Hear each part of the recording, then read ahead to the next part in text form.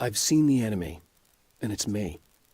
I've faced dark horrors before, things that live in the unimaginable pressures of the world beyond our own.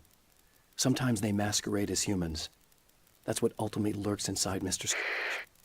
He's every mean-spirited tabloid story about me, an evil caricature, a creature formed in that vague territory of misconceptions, half-truths, and the dark imagination of people who heard a story about me.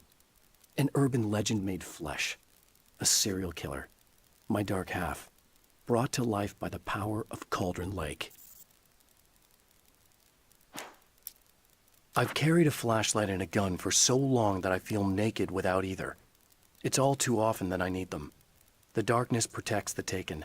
Shadows crawl over their forms like living things, protecting them from harm. Blows that would injure or kill a human outright mean nothing to them as long as the darkness persists. But light makes them vulnerable. Light burns the shadows away. The darkness that drives them is still in them, but now they're vulnerable. Flashlight and gun. Sometimes it feels they're all I have left.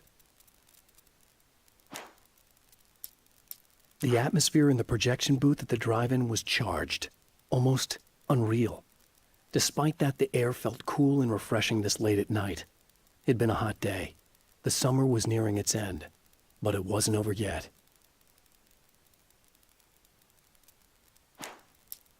The darkness rose from the depths of Cauldron Lake and took Alice. It needed words. It needed me to write its way into our world. She was leverage, a hostage. I complied, but with a twist. I put in a loophole that gave me a chance to fight back. I was hunted by shadowy enemies, but I faced the darkness. I fought it with light. I drove it back.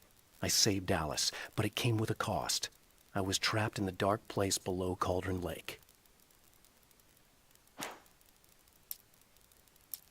Stories come naturally to us. We can't help it. There are many different worlds, many competing realities within our heads, fueled by books, television, even barely remembered childhood tales. There's an endless supply of fictional concepts more familiar to us than anything or anyone real.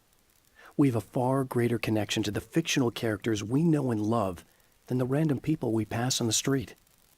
Our destinies and inspirations are shaped by lies, myths, and fables.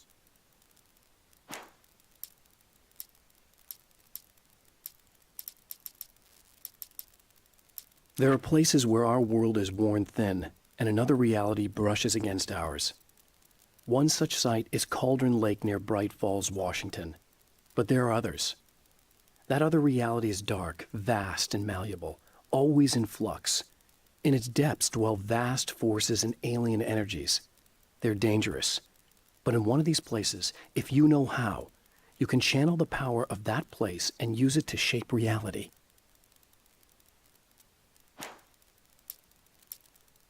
The film noir poster reminded me of Alex Casey, the detective's cool exterior never cracking even with the gun pointed in his face. In the back room, all the lights had been turned off, except for the lone spotlight which illuminated the bright red fire extinguisher on the wall.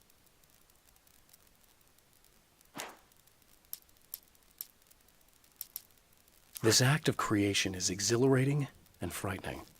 Subtext and symbols loom eager to take effect. Causality and consequence become domino chains that stretch into infinity. The more fundamental the change, the more unpredictable the variables become. Reality is too complex to control completely. Ordinary questions become meaningless. Who created who? What is really real? Everything is as real as everything else. You learn to let go of the things you can't control and go with the flow, or go insane.